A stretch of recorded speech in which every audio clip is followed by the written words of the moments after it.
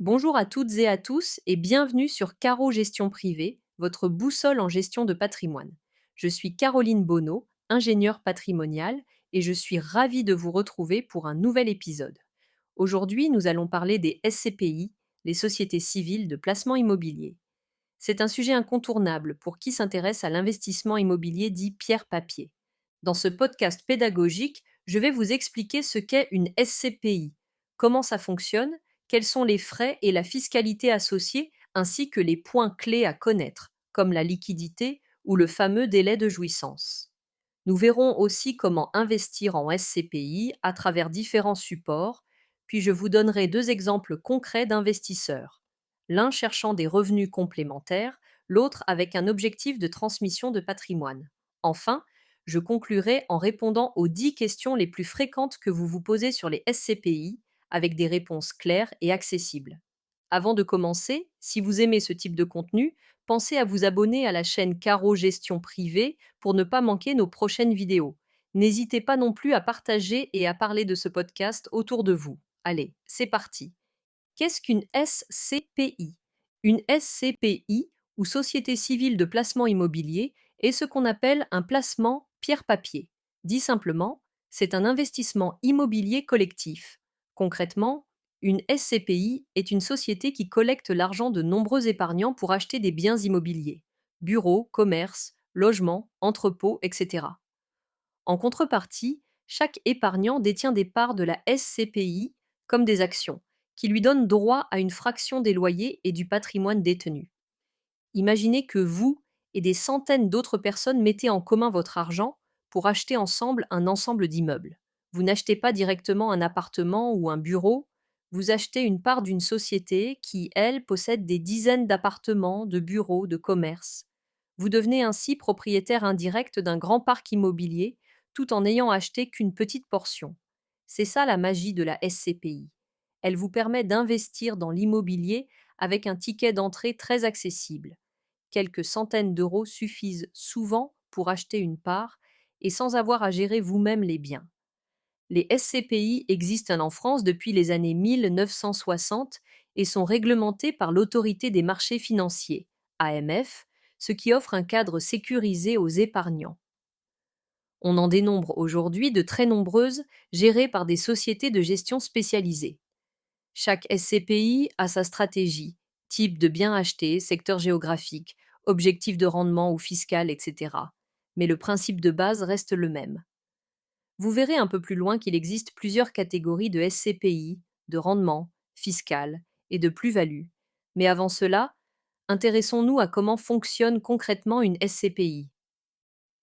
Comment fonctionne une SCPI? Le fonctionnement d'une SCPI peut se résumer en quelques étapes simples et compréhensibles.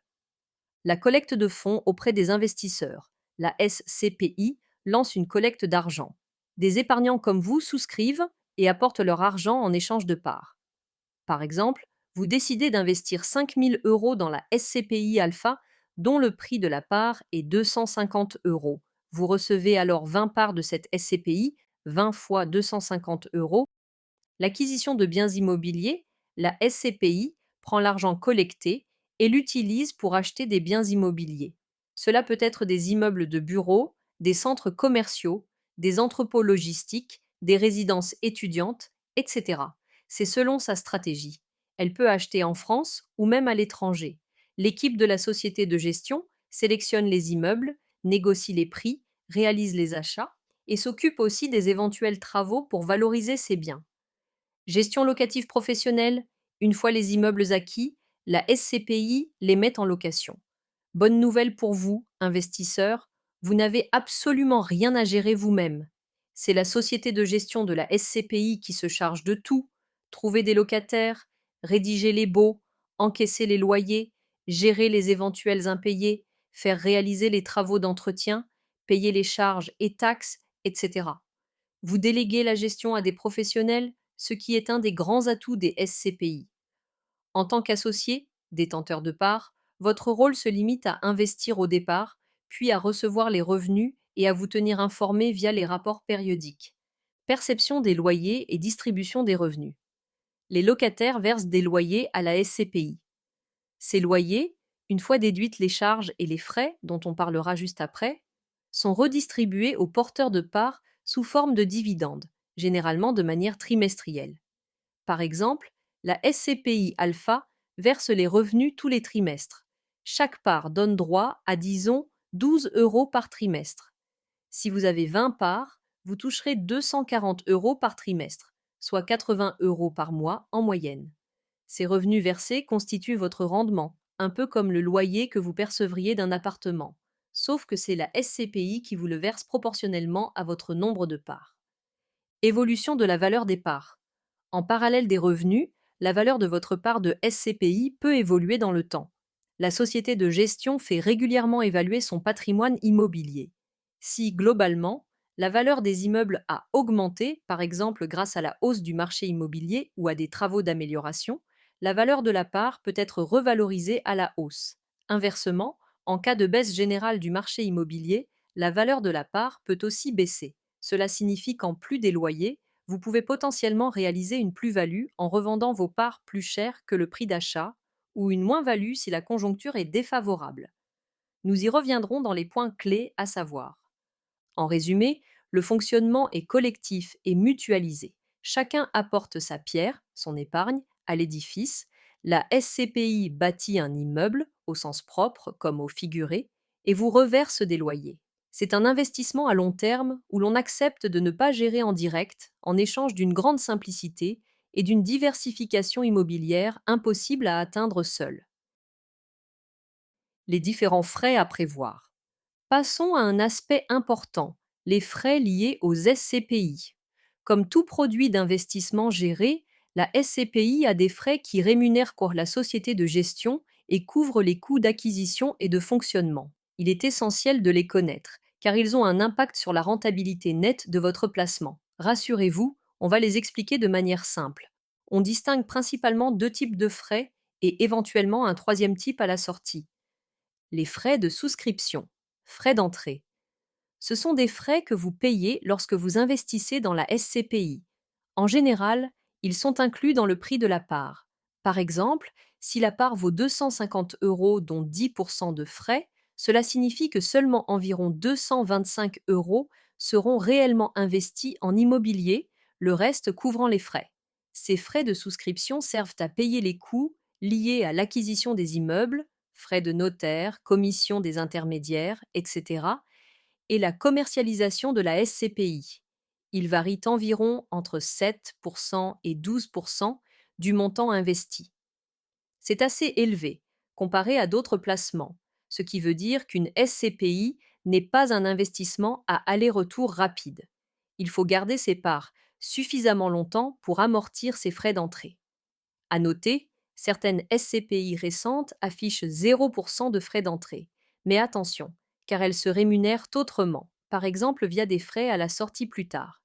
D'une manière générale, retenez qu'il y a toujours des frais, visibles ou non, qui rémunèrent la société de gestion.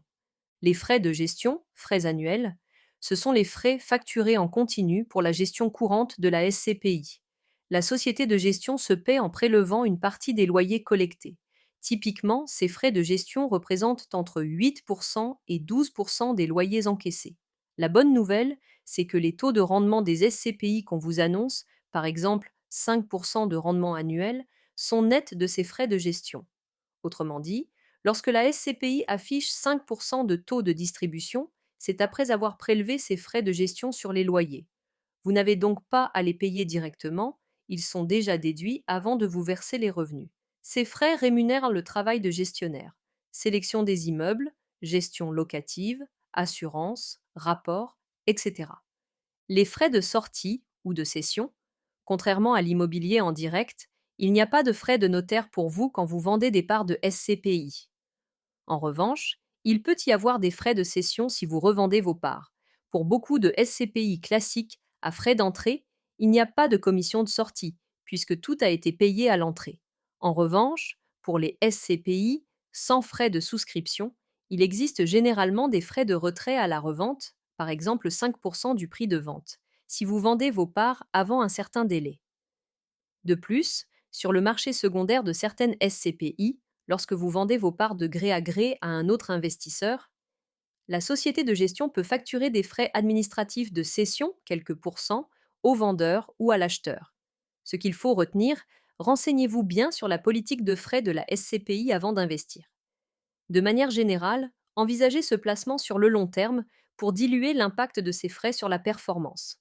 En résumé, les SCPI ont des frais plus élevés que des placements financiers purs, mais ils sont la contrepartie d'une gestion professionnelle et de l'accessibilité du placement.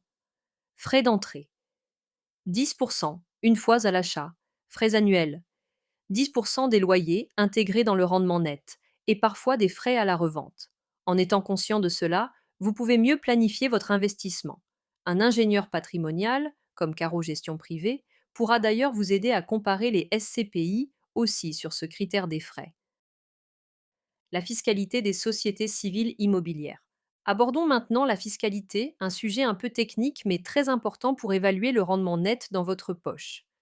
La fiscalité des SCPI dépend du mode de détention et se rapproche de celle de l'immobilier détenu en direct. Impôt sur le revenu, revenu foncier, les loyers que vous percevez de la SCPI sont assimilés à des revenus fonciers, au même titre que des loyers d'un appartement en location. Chaque année, la société de gestion vous envoie un document fiscal avec le montant de revenus fonciers à déclarer.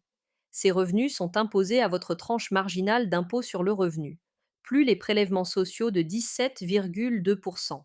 Par exemple, si vous êtes dans la tranche à 30%, vos revenus de SCPI seront taxés à 30% plus 17,2%, ce qui fait 47,2%.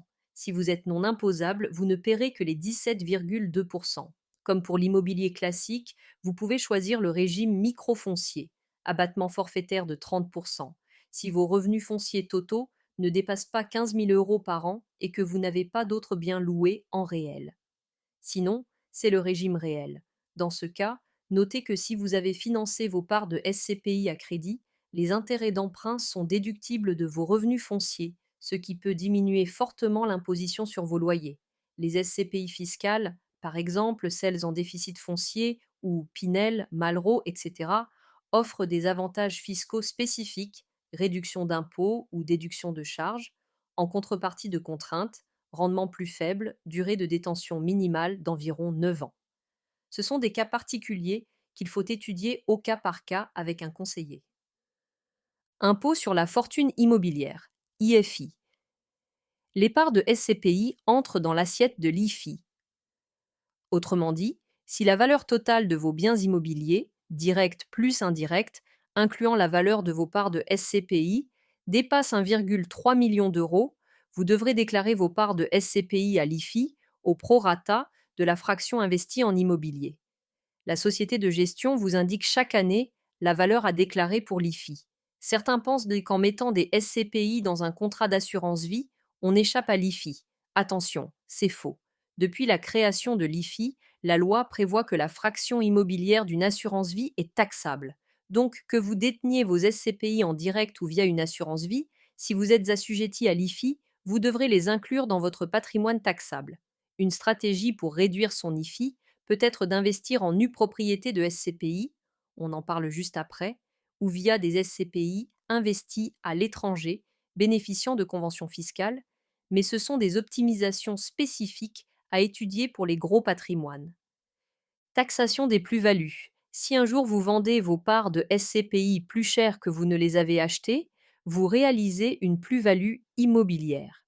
La fiscalité est la même que pour la vente d'une maison ou d'un appartement. La plus-value est taxable à 19% d'impôts plus 17,2% de prélèvements sociaux après application des abattements pour durée de détention. Ces abattements vous exonèrent progressivement d'impôts sur la plus-value au bout de 22 ans de détention et de prélèvements sociaux au bout de 30 ans. En clair, si vous gardez vos parts très longtemps, plus de 30 ans, une revente sera totalement exonérée de taxes. Notez que la fiscalité de la plus-value ne s'applique que lorsque vous vendez vos parts. Si la SCPI de son côté vend un immeuble avec plus-value, elle vous redistribuera le produit de cette vente. Et vous serez imposé dessus aussi au titre des revenus fonciers ou des revenus financiers. Cela dépend de la nature de la plus-value réalisée par la SCPI. Mais restons simples, la plupart du temps c'est intégré à vos revenus annuels. Cas des SCPI détenus via une assurance vie. J'en glisse un mot ici et j'y reviendrai dans les supports d'investissement. Si vous achetez des parts de SCPI au sein d'un contrat d'assurance vie, la fiscalité des loyers change. Les revenus ne vous sont pas versés directement, ils sont capitalisés dans le contrat. Vous n'êtes imposé que lorsque vous faites des retraits de votre assurance vie, selon la fiscalité de l'assurance vie, qui est souvent plus douce après 8 ans de contrat avec abattement, etc. Cela permet de retarder et adoucir l'imposition des revenus de SCPI. Attention, par contre, dans l'assurance vie, il y a des frais de gestion du contrat et éventuellement une sélection de SCPI plus limitée. Il faut en tenir compte. En résumé, sur la fiscalité, une SCPI fiscalement, c'est comme de l'immobilier. Des loyers taxés comme tels, des plus-values taxées comme telles et une inclusion dans l'IFI le cas échéant. Il existe des moyens d'optimiser tout ça, assurance vie, crédit, démembrement. Mais le mieux est d'être accompagné par un conseiller en gestion de patrimoine pour choisir la bonne stratégie selon votre situation fiscale. Ne vous inquiétez pas, dans la FAQ, en fin d'épisode, je reviendrai simplement sur les questions d'impôt que vous vous posez fréquemment. Points clés à connaître avant d'investir. Dans cette section, je souhaite attirer votre attention sur quelques points clés qu'il faut bien avoir en tête avant d'investir en SCPI. Ce sont des spécificités de ce placement qui le distinguent d'autres investissements. En les connaissant, pas de mauvaises surprises. La liquidité des parts. La liquidité, c'est-à-dire la facilité à revendre vos parts et à récupérer votre argent, est limitée. Les SCPI ne sont pas cotés en bourse, à quelques exceptions près, donc vous ne pouvez pas vendre en un clic comme une action. Si vous avez besoin de revendre, il faudra trouver un acheteur pour vos parts. Sur les SCPI à capital variable, les plus courantes aujourd'hui, c'est généralement la société de gestion qui se charge d'organiser la sortie. Elle peut racheter vos parts avec l'argent d'un nouvel entrant. Sur les SCPI à capital fixe, vous devez vendre sur le marché secondaire, une place d'échange organisée par la société de gestion où se rencontrent vendeurs et acheteurs. Dans tous les cas, délai il y a. Ça peut prendre quelques semaines, parfois quelques mois dans un marché peu liquide. Ce n'est pas un livret A. Il faut donc investir en SCPI avec un horizon de long terme, souvent 8 à 10 ans minimum recommandé. La SCPI est un placement immobilier et comme tout immobilier, on ne devrait pas investir l'argent dont on pourrait avoir urgemment besoin. Cela ne veut pas dire qu'on ne peut jamais revendre avant 8 ans, bien sûr, mais simplement qu'il vaut mieux éviter de se mettre en situation de devoir vendre précipitamment. Gardez à l'esprit, la liquidité est organisée mais non garantie. D'ailleurs, les sociétés de gestion peuvent suspendre les retraits en cas de crise. C'est rare, mais c'est arrivé par exemple lors du krach immobilier des années 1990. Ce manque de liquidité est le revers de la médaille de la stabilité du placement. En contrepartie, notez que revendre une part de SCPI reste plus simple que revendre un appartement physique. Vous n'avez pas de diagnostic à fournir, pas de notaire à passer, pas de négociation avec un acheteur sur la couleur de la tapisserie. Tout est géré de façon administrative, ce qui rend la procédure de cession assez fluide, une fois un acheteur trouvé. Le délai de jouissance. Le délai de jouissance, voilà un terme barbare qu'il faut absolument expliquer simplement. Qu'est-ce que c'est ? C'est le délai qui s'écoule entre le moment où vous achetez vos parts et le moment où ces parts commencent à vous donner droit au loyer. Autrement dit, après votre souscription, il y a une période durant laquelle vous ne percevez pas encore de revenus. Typiquement, la plupart des SCPI ont un délai de jouissance de 3 à 6 mois. Par exemple, si vous achetez vos parts le 1er janvier et que le délai de jouissance est de 5 mois, vous ne toucherez vos premiers loyers qu'à partir du 1er juin. Pourquoi ce délai ? Parce que la SCPI doit avoir le temps d'investir votre argent dans de l'immobilier.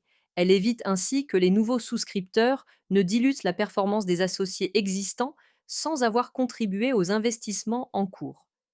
C'est un fonctionnement normal, il faut juste le prévoir. La première année, vos revenus seront partiels. Ce n'est pas un placement instantané, donc si vous comptiez sur les loyers immédiatement pour payer quelque chose, anticipez ce décalage. Après le délai de jouissance, vous toucherez ensuite les revenus normalement, trimestre après trimestre. Chaque SCPI fixe son délai de jouissance dans son bulletin d'information ou sa notice. Cela peut être premier jour du 3e mois suivant la souscription. ce qui fait environ 2 mois de délai. D'autres vont jusqu'à 6 mois. C'est un critère à regarder et à comparer éventuellement entre SCPI, même si ce ne devrait pas être le critère principal de choix, ça joue un peu sur la rentabilité de la première année. La revalorisation des parts. Comme mentionné plus haut, la valeur de la part de SCPI peut évoluer. Historiquement, beaucoup de SCPI ont vu le prix de leur part augmenter progressivement au fil des ans, reflétant la prise de valeur de leurs immeubles. Cependant, ce n'est pas systématique ni linéaire. La société de gestion fait évaluer son patrimoine régulièrement, en général chaque année, par des experts immobiliers indépendants. Si l'expertise fait ressortir que les immeubles valent plus, elle peut décider d'augmenter le prix de la part, on parle de revalorisation. C'est positif pour vous car cela augmente la valeur de votre patrimoine investi. Par exemple, si vous aviez acheté à 250 euros la part et que quelques années plus tard la part vaut 270 euros, votre investissement s'est apprécié de plus 8%, en plus des loyers perçus entre-temps. Cependant, l'inverse est possible. En cas de baisse du marché immobilier, la SCPI peut devoir baisser le prix de la part.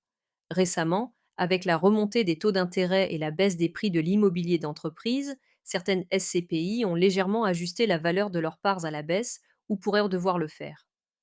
D'après la SPIM, l'Association française des SCPI, la valeur moyenne des parts de SCPI a connu une baisse modérée en 2022 et 2023 après de longues années de hausse, ce qui montre que le capital n'est pas garanti. Il faut donc envisager cette éventualité.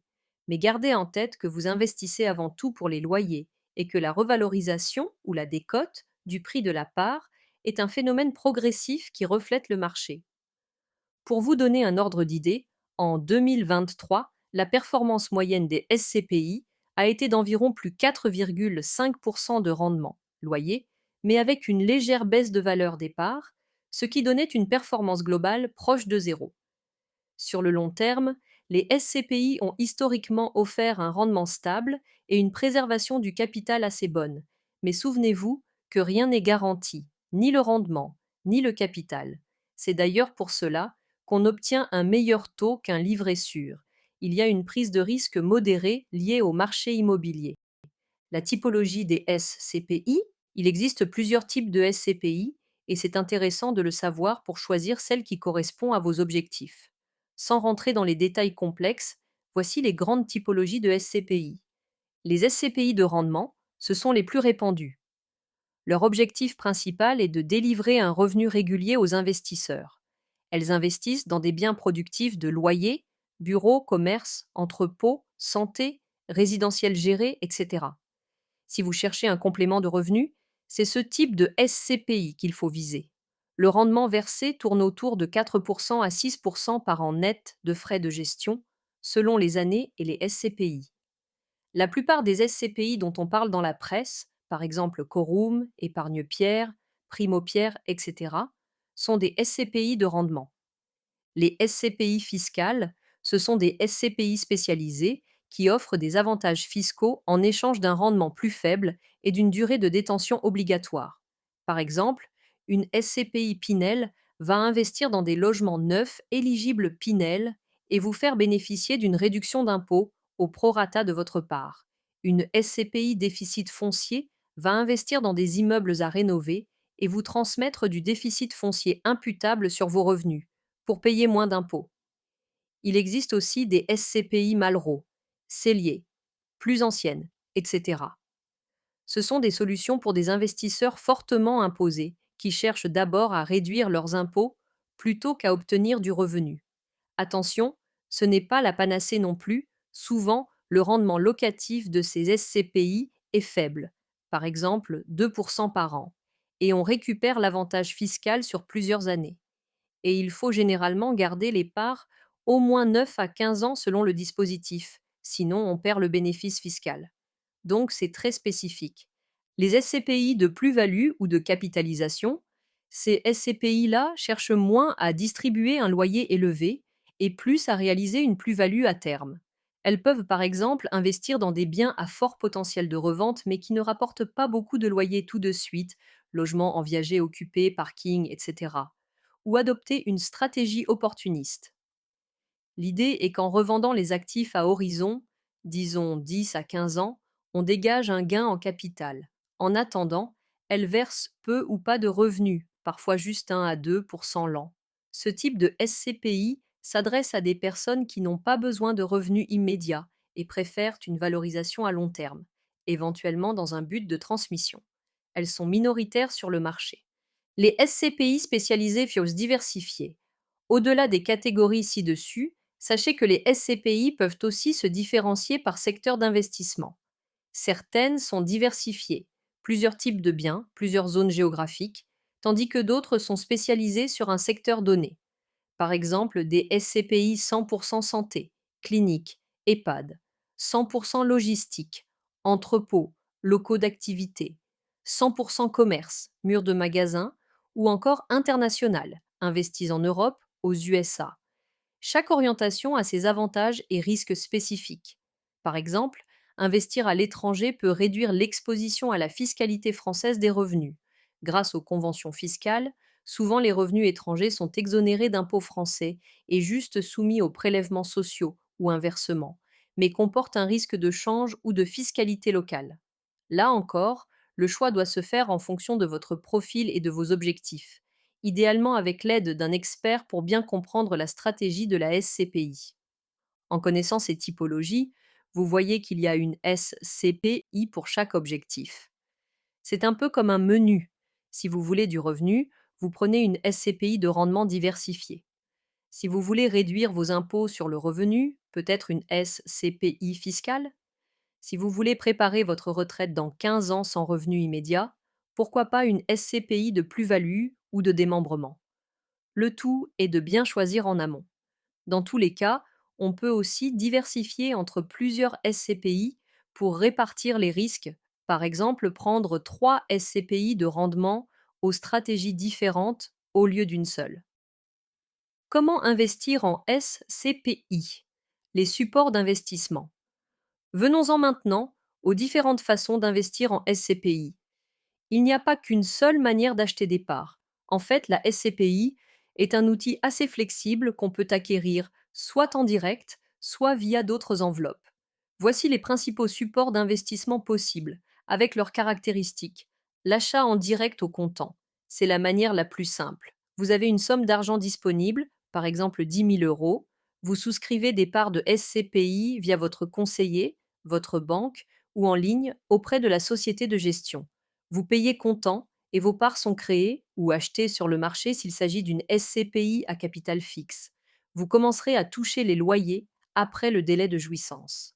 L'achat au comptant a l'avantage de la simplicité et de l'absence de contraintes ultérieures, pas de dette, etc. Vous pouvez aussi programmer des achats réguliers. Certaines SCPI ou plateformes permettent d'investir un peu tous les mois ou trimestres pour vous constituer progressivement un portefeuille, un peu comme un plan d'épargne.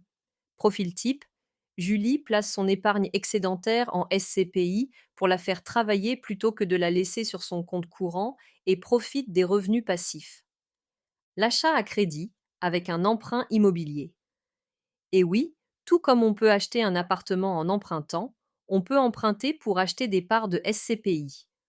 De nombreuses banques acceptent de faire des crédits immobiliers pour des SCPI, surtout si vous passez par un conseiller qui a des partenaires bancaires. Les conditions de prêt sont similaires à un prêt IMO classique. Taux, durée 15 à 20 ans, apport, garantie. L'idée, c'est d'utiliser l'effet de levier du crédit. Vous investissez par exemple 100 000 euros en SCPI en ne mettant que 20 000 euros de votre poche et en empruntant 80 000 euros. Les loyers des SCPI, disons 5% de 100 000 euros, 5 000 euros par an, vont en partie payer les mensualités du prêt. Fiscalement, c'est intéressant car les intérêts de l'emprunt sont déductibles des loyers imposables, ce qui peut fortement réduire l'impôt foncier pendant la durée du crédit. Emprunter permet aussi d'augmenter votre capacité d'investissement. Investir plus que ce que vous avez immédiatement. Attention, c'est un crédit. Il faut être sûr de pouvoir rembourser même si les loyers de la SCPI baissaient ou si le taux d'intérêt est variable.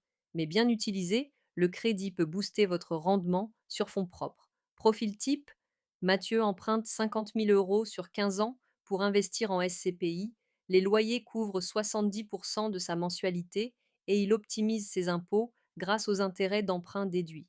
Dans 15 ans, il aura un capital payé en grande partie par les locataires.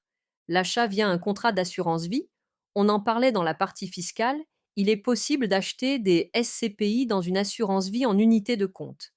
Tous les contrats ne le proposent pas, mais de plus en plus de contrats multi-supports offrent une sélection de SCPI que vous pouvez loger à l'intérieur. L'avantage principal, c'est la fiscalité. Tant que vous ne sortez pas d'argent du contrat, vous n'êtes pas imposé sur les loyers. Ils capitalisent.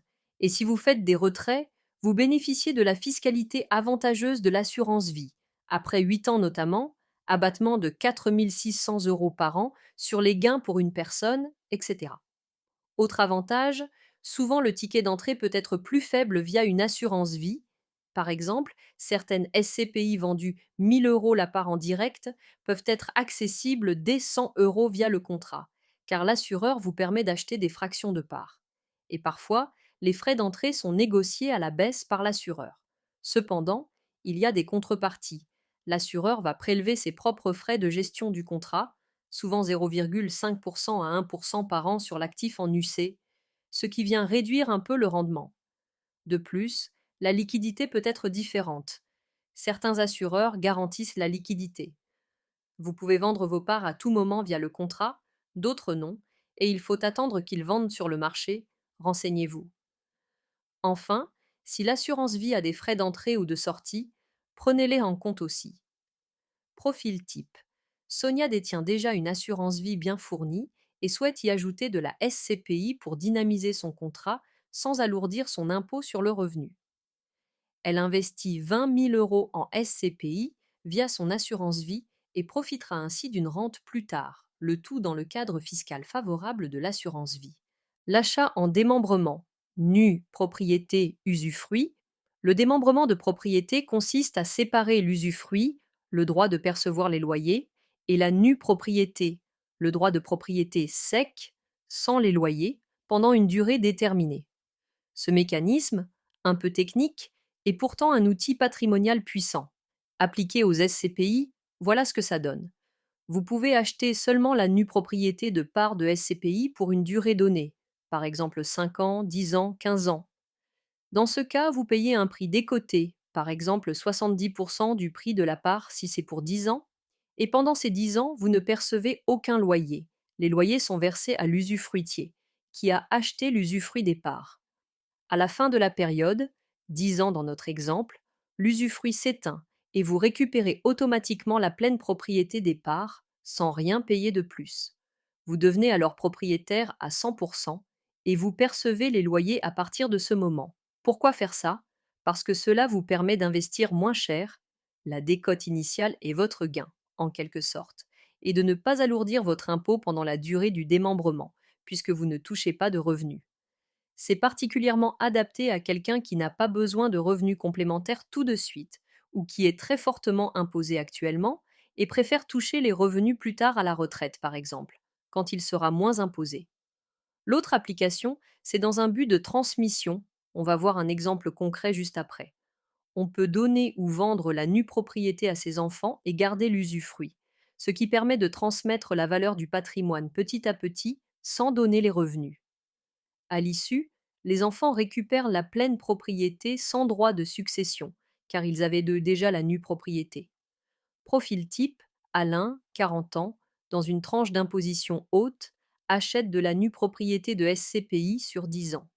Il paie 100 000 € aujourd'hui pour des parts qui en valent 150 000 € en pleine propriété.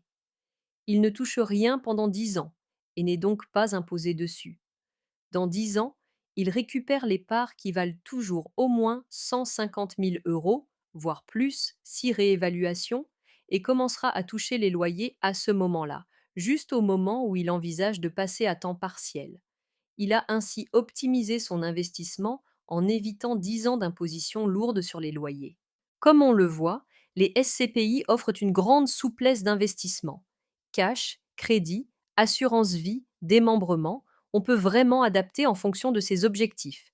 Il est même possible d'acheter des SCPI via une société, par exemple une SARL de famille, une SCI à l'IS, etc. Mais là, on rentre dans des stratégies encore plus spécifiques. Dans la majorité des cas, les solutions ci-dessus couvrent 99% des besoins des épargnants. N'hésitez pas à combiner les approches. Par exemple, acheter une partie de vos SCPI à crédit en direct et une autre partie via votre assurance vie. Ou faire un peu de démembrement pour préparer plus tard. C'est un outil très modulable, ce qui en fait un atout en gestion de patrimoine. Bien sûr, chaque formule a ses avantages et inconvénients, donc faites-vous bien conseiller si vous avez un doute. Exemple concret d'investissement en SCPI. Pour mieux illustrer tout ce qu'on vient de voir, rien de tel que des exemples concrets. Je vais vous présenter deux cas d'investisseurs imaginaires, mais réalistes, qui utilisent les SCPI pour des objectifs différents. Vous pourrez peut-être vous reconnaître en partie dans l'un ou l'autre. Exemple numéro 1. Des revenus complémentaires pour Pierre, 45 ans. Pierre a 45 ans, il est marié et père de famille. Il dispose d'une épargne de précaution suffisante et a remboursé une bonne partie du crédit de sa résidence principale. Il souhaite investir 50 000 euros qu'il a en épargne pour se générer des revenus complémentaires réguliers, en vue de préparer sa retraite dans 15 à 20 ans. Pierre n'a pas envie de gérer un appartement locatif. Il n'a ni le temps ni l'envie de faire face aux soucis de locataire. Et il veut diversifier son patrimoine qui est pour l'instant surtout composé de livrets et d'un PEA en actions. Après discussion avec son conseiller, Pierre décide d'investir ses 50 000 euros dans deux SCPI de rendement diversifié. Par exemple, 30 000 euros sur la SCPI Alpha, spécialisée en immobilier de bureau en Europe, et 20 000 euros sur la SCPI Beta, plutôt orientée commerce et logistique en France. Le rendement moyen attendu est d'environ 5% par an. Cela signifie qu'il espère toucher environ 2 500 euros de revenus par an, soit un peu plus de 200 euros par mois. Ces revenus seront versés trimestriellement sur son compte. Pierre a bien noté qu'il y a un délai de jouissance de 4 mois sur alpha et 5 mois sur bêta, donc ses premiers revenus arriveront graduellement à partir du 5e mois. Ce n'est pas un problème, car il n'en avait pas un besoin immédiat. En investissant de la sorte, Pierre se constitue une source de revenus passifs sans souci de gestion. Il apprécie de recevoir chaque trimestre un virement correspondant au loyer de ses SCPI tout en continuant son activité professionnelle à côté. Il prévoit de réinvestir ses loyers dans d'autres placements pendant encore une quinzaine d'années pour capitaliser, puis, une fois à la retraite, d'utiliser ses 200 euros ou plus, si les loyers augmentent d'ici là, pour compléter sa pension. Pierre a également la satisfaction de savoir qu'il détient un morceau de nombreux immeubles un peu partout, ce qu'il trouve plus sûr que d'avoir tout sur un seul bien immobilier. Il a étalé ses investissements sur 6 mois pour lisser un peu l'entrée, dans le cas où le marché évoluerait, mais ce n'est pas une obligation. Du point de vue fiscal, Pierre est dans une tranche d'impôt à 30%. Les 2 500 euros de loyer qu'il va toucher seront imposés, mais il a pu opter pour le régime microfoncier qui lui donnera 30% d'abattement, ce qui réduit son revenu imposable à 1 750 euros. Il paiera environ 525 euros d'impôt dessus, plus 430 euros de prélèvements sociaux, soit environ 955 euros au total, ce qui lui laisse tout de même plus de 1 500 euros net par an. Environ 60% de ses loyers lui restent après impôt. S'il voulait optimiser, il pourrait investir en SCPI via l'assurance vie pour ne pas être imposé tout de suite, mais lui a préféré la simplicité du compte titre en direct. Pierre envisage aussi, d'ici quelques années, d'emprunter 50 000 euros de plus pour acheter d'autres parts de SCPI, car il a constaté que ça pourrait être judicieux. Pour l'instant, il observe déjà comment se comportent ses premières SCPI. Il sait qu'il devra être patient et ne pas paniquer si le prix des parts varie un peu. Son objectif est vraiment les revenus à long terme. Bilan. Pour Pierre, la SCPI est un moyen efficace de préparer sa retraite, d'obtenir des revenus sans tracas et de diversifier son patrimoine immobilier sans gérer de biens en direct. Exemple numéro 2, préparer la transmission pour Marie, 70 ans. Marie a 70 ans, elle est veuve et a 2 enfants adultes. Elle dispose d'un patrimoine immobilier conséquent, incluant sa maison et 2 appartements qu'elle loue, ainsi qu'environ 300 000 euros de liquidités suite à la vente d'un commerce. Marie est également soumise à l'IFI, impôt sur la fortune immobilière, car la valeur de ses biens immobiliers dépasse 1,3 million d'euros. Son objectif principal aujourd'hui est de transmettre une partie de son patrimoine à ses enfants de son vivant, de manière efficace, tout en conservant un revenu pour assurer ses besoins tant qu'elle est là. Elle a entendu parler du démembrement de propriétés et souhaite l'utiliser à bon escient. Avec l'aide de son ingénieur patrimonial, Marie décide d'investir 200 000 euros en SCPI de rendement et d'en donner la nue propriété à ses deux enfants, 50% chacun, en gardant l'usufruit viagé sur ses parts. Concrètement, cela veut dire que Marie achète des parts de SCPI mais qu'elle les démembre immédiatement. Ses enfants deviennent nus propriétaires. Ils possèdent la coquille à départ et elle, Marie, conserve l'usufruit, c'est-à-dire le droit d'en percevoir les loyers, jusqu'à son décès. Juridiquement, c'est mis en place via une donation de la nue propriété des parts qui utilise une partie des abattements fiscaux auxquels elle a droit pour donation à ses enfants.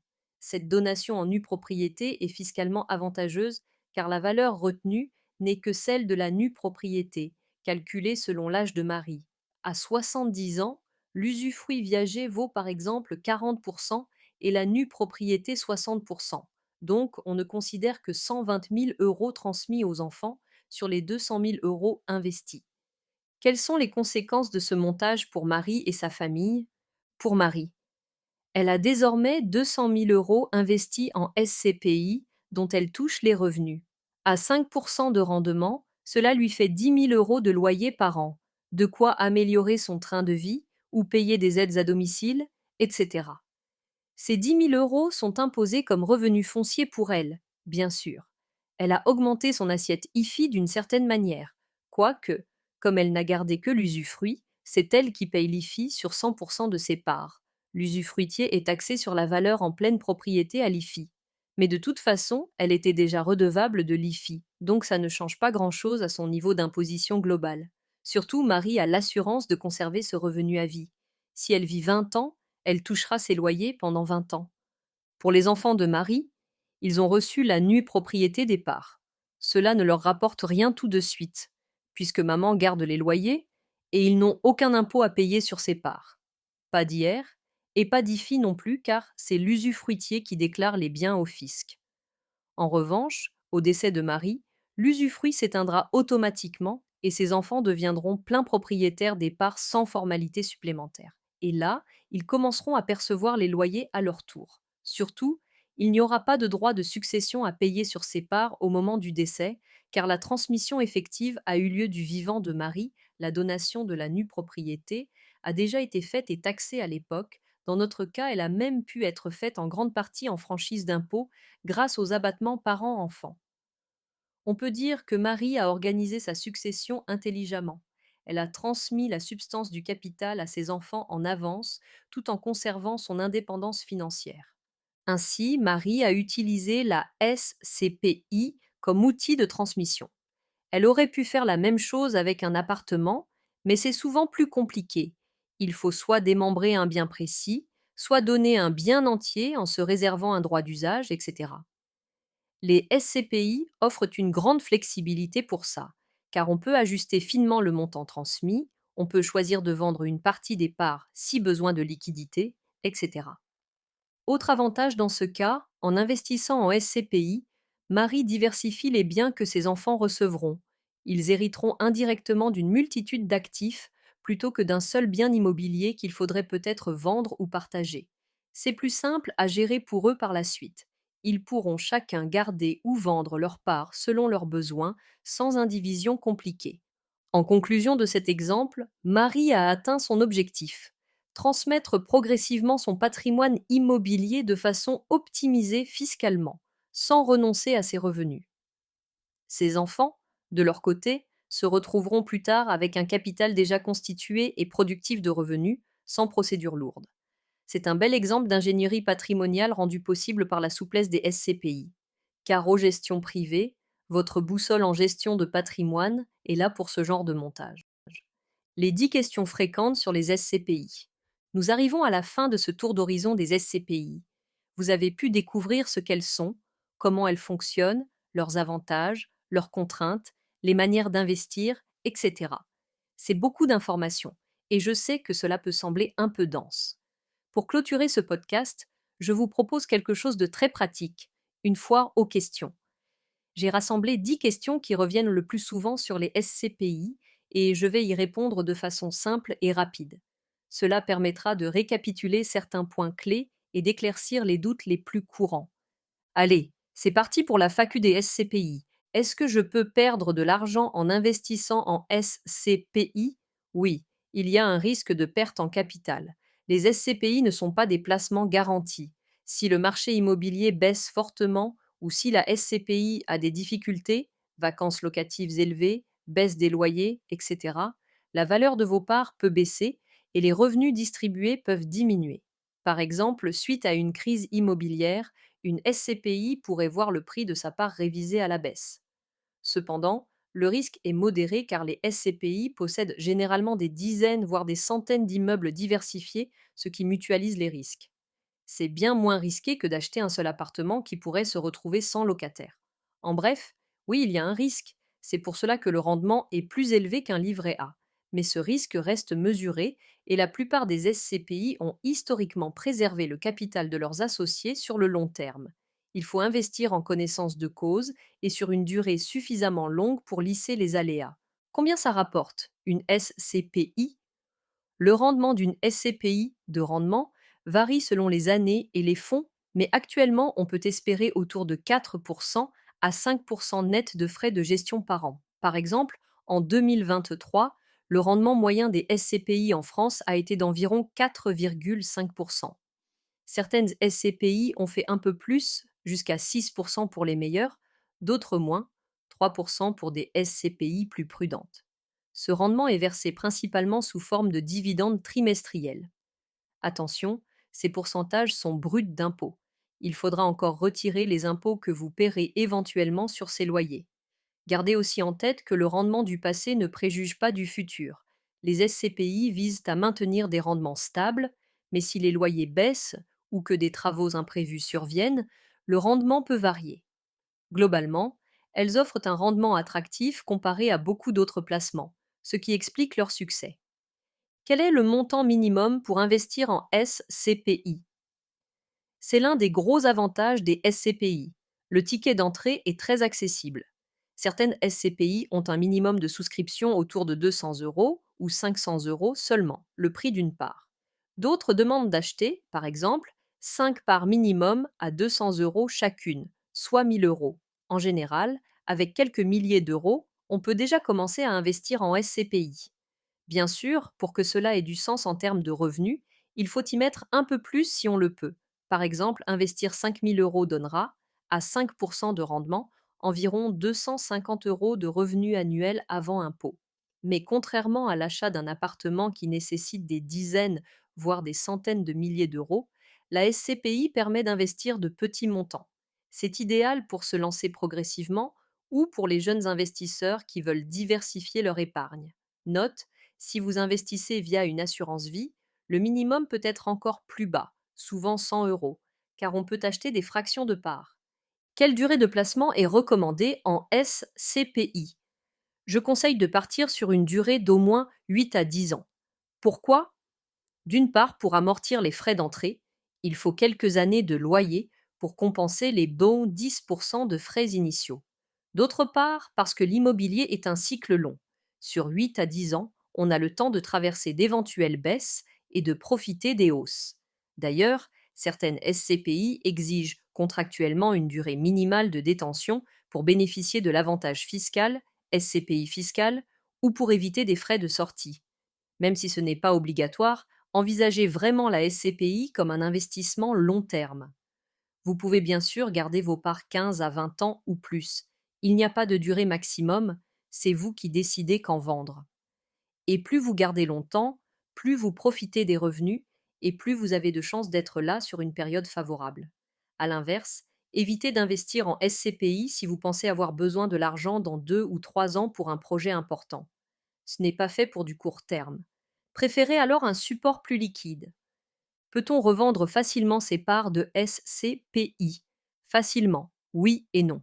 Ce n'est pas aussi instantané qu'une action en bourse, mais ce n'est pas non plus mission impossible. En fait, tout dépend de la SCPI et des conditions de marché. Sur une SCPI à capital variable, vous ferez une demande de retrait auprès de la société de gestion qui trouvera un acheteur, un nouvel entrant, pour vos parts. En période normale, cela se fait en quelques semaines. Sur une SCPI à capital fixe, il faut vendre sur le marché secondaire. Là aussi, si le prix que vous proposez est cohérent, ça peut prendre quelques semaines à quelques mois pour trouver preneur. En général, les SCPI de grande taille et populaires ont une bonne liquidité. Il y a régulièrement des échanges de parts. Certaines sociétés de gestion mettent en place des mécanismes pour fluidifier, par exemple un fonds de remboursement ou un rachat ponctuel de parts.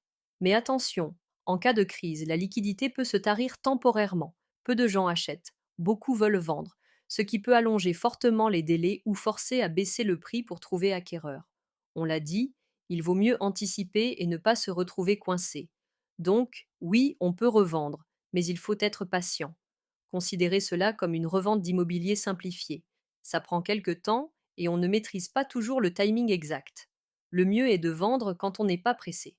Bon à savoir, certaines SCPI permettent la vente de parts de gré à gré entre particuliers, ce qui peut accélérer si vous connaissez un acheteur, mais dans ce cas, il y aura quand même des formalités auprès de la société de gestion.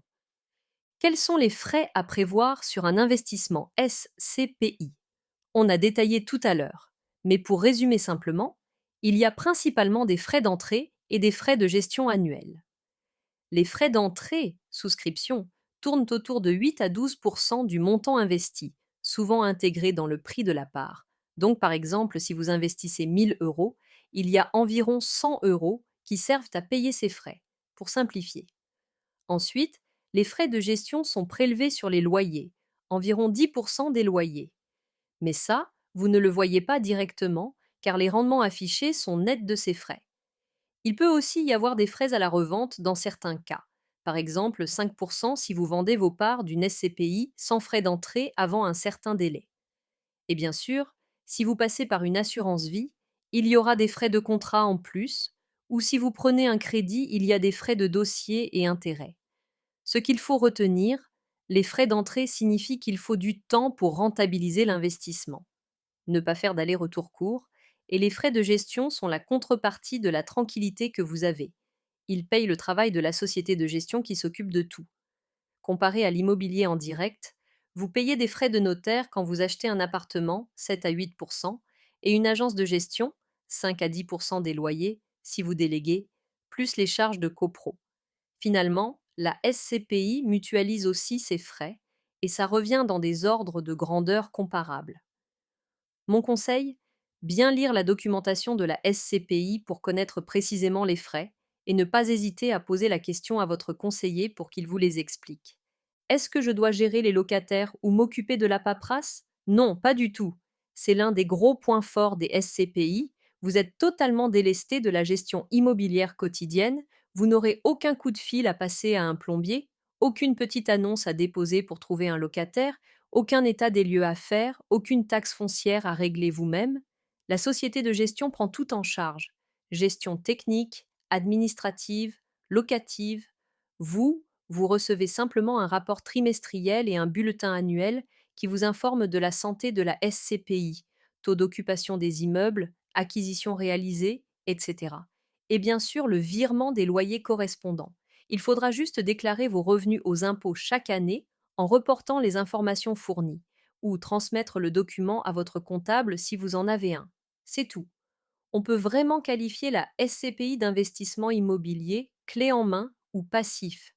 D'ailleurs, SCPI égale Société civile de placement immobilier et pas Société civile immobilière, SCI, où là, pour le coup, il faudrait gérer les biens derrière. La SCPI, on pourrait presque dire que c'est une SCI gérée par une société pro dans laquelle vous seriez un associé dormant. Donc, si vous aimez mettre les mains dans le cambouis immobilier, ça va vous frustrer. Mais si vous préférez la tranquillité, vous serez ravi. Personnellement, c'est ce que mes clients appréciaient le plus, investir dans la pierre sans les ennuis de la pierre. Comment les revenus de SCPI sont-ils imposés? Les revenus sont imposés comme des loyers, revenus fonciers. Donc ils s'ajoutent à vos autres revenus dans votre déclaration et sont taxés selon votre tranche marginale d'impôt plus 17,2% de prélèvements sociaux. Par exemple, 5 000 euros de revenus SCPI pour quelqu'un dans la tranche à 30% donne environ 30% plus 17,2%, soit 47,2% d'impôts, soit 2 360 euros à payer. Il lui reste 2 640 euros. Pour alléger cette note, vous pouvez imputer des intérêts d'emprunt si vous avez acheté à crédit, ce qui réduit le revenu imposable, ou utiliser le microfoncier si vous n'avez pas de charges à déduire et que vos revenus fonciers totaux sont inférieurs à 15 000 euros. Microfoncier, 30% d'abattement automatique. Il n'y a pas de prélèvement forfaitaire unique à 30% comme sur les actions, car ce ne sont pas des dividendes d'actions classiques, ce sont des revenus immobiliers. Donc pas le choix, c'est l'imposition au barème. En revanche, si vous logez la SCPI en assurance vie, vous n'êtes pas imposé chaque année sur les loyers. C'est au moment du rachat du contrat que l'impôt s'applique. Et potentiellement à un taux plus bas. C'est une solution pour neutraliser l'impact fiscal pendant la phase d'accumulation. Je rajoute que les revenus de SCPI étrangères, par exemple si la SCPI investit en Allemagne ou aux Pays-Bas, peuvent bénéficier d'accords pour éviter la double imposition. Souvent, ils seront imposés uniquement dans le pays de l'immeuble, et en France, vous aurez soit un crédit d'impôt, soit une exemption. Ça dépend des conventions internationales. Mais la plupart des SCPI vous simplifient ça. Elles vous donnent à déclarer ce qu'il faut case par case. En bref, impôt sur le revenu plus prélèvements sociaux à anticiper pour calculer votre rendement net. N'hésitez pas à demander une simulation à votre conseiller pour éviter les surprises à la fin de l'année. Puis-je emprunter pour acheter des parts de SCPI? Oui, tout à fait. Beaucoup d'investisseurs le font. Les banques acceptent généralement de prêter pour des SCPI, surtout si ce sont des SCPI connus et que vous avez une situation financière saine. Emprunter pour investir en SCPI permet d'utiliser l'effet de levier. Vous augmentez votre capacité d'investissement et vous payez le bien progressivement avec les loyers futurs. C'est comme pour un investissement locatif classique. Avantage, vous pouvez déduire les intérêts des loyers imposables, ce qui baisse vos impôts, on l'a dit, et vous pouvez espérer au final un rendement amplifié sur votre apport. Inconvénient, il faut rembourser le prêt quoi qu'il arrive. Donc, si les loyers baissent ou en cas de pépin, vous complétez avec votre argent. Et les taux d'intérêt des prêts étant montés récemment, il faut calculer le coût du crédit versus le rendement de la SCPI. Par exemple, si vous empruntez à 4% sur 15 ans et que la SCPI rapporte 5%, c'est intéressant car les 5% remboursent une partie des 4% et en plus l'impôt est réduit. Si la SCPI ne rapporte que 4% pour un prêt à 4%, le bénéfice est plus discutable, sauf si on mise sur une revalorisation des parts. Donc, c'est du cas par cas. Conseil. Faites-vous présenter un plan de financement et un bilan prévisionnel pour voir si l'opération est positive.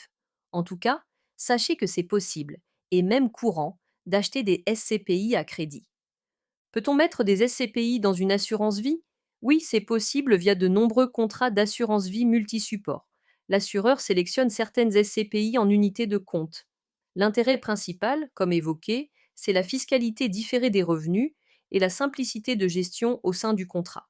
De plus, à la succession, si vos bénéficiaires perçoivent le capital de l'assurance vie, ils bénéficieront de la fiscalité favorable de l'assurance vie, abattement de 152 500 euros, etc. Ce qui peut aussi être un atout pour transmettre un capital investi en SCPI hors succession classique. Attention aux détails toutefois. L'assurance vie va prélever des frais de gestion annuels, souvent environ 0,75% par an, sur votre unité de compte SCPI, ce qui va rogner un peu le rendement. Si la SCPI fait 5%, il ne vous restera que 4,25% net avant impôt dans le contrat, par exemple. Parfois, l'assureur limite aussi les montants ou applique un délai de jouissance spécifique. Il peut y avoir aussi des frais d'entrée sur la SCPI négociés différemment. Il faut comparer. Globalement, si vous êtes fortement imposé annuellement, la SCPI en assurance vie peut être très avantageuse sur la durée. Si vous avez peu d'impôts, la détenir en direct peut vous donner un meilleur rendement net en évitant les frais du contrat. Notez aussi qu'il existe d'autres enveloppes permettant d'investir en SCPI, comme les plans d'épargne retraite, PER, pour certaines SCPI, mais c'est plus rare. Donc oui, l'assurance vie est une voie à considérer, en prenant en compte l'ensemble frais plus fiscalité plus liquidité du contrat. Voilà qui conclut cette FAQ et notre épisode du jour sur les SCPI. J'espère que cela vous a éclairé et donné envie d'en savoir plus sur ce placement très intéressant qu'est la pierre papier. N'oubliez pas que Caro Gestion Privée, votre boussole en gestion de patrimoine, est là pour vous guider dans vos choix patrimoniaux. Si vous avez des questions supplémentaires, n'hésitez pas à les poser en commentaire de cette vidéo. Je me ferai un plaisir d'y répondre dans de prochains épisodes ou directement en ligne. Pensez également à vous abonner à la chaîne si ce n'est pas déjà fait et à laisser un petit pouce bleu si ce contenu vous a plu. Ça m'encourage énormément et ça aide d'autres personnes à découvrir ces explications. Vous pouvez aussi partager ce podcast à des proches que la question des SCPI pourrait intéresser. Enfin, si vous souhaitez un accompagnement personnalisé pour investir en SCPI ou intégrer ce placement dans votre stratégie globale, par exemple, optimiser votre fiscalité, préparer votre retraite ou votre succession, contactez-moi directement. Toutes les coordonnées sont en description. Je serai ravie de discuter de votre projet et de vous orienter au mieux, de façon neutre et personnalisée. Merci de votre attention et de votre confiance. On se retrouve très bientôt pour un prochain épisode sur un nouveau sujet patrimonial. D'ici là, prenez soin de vous et de vos finances. À très bientôt sur Caro Gestion Privée.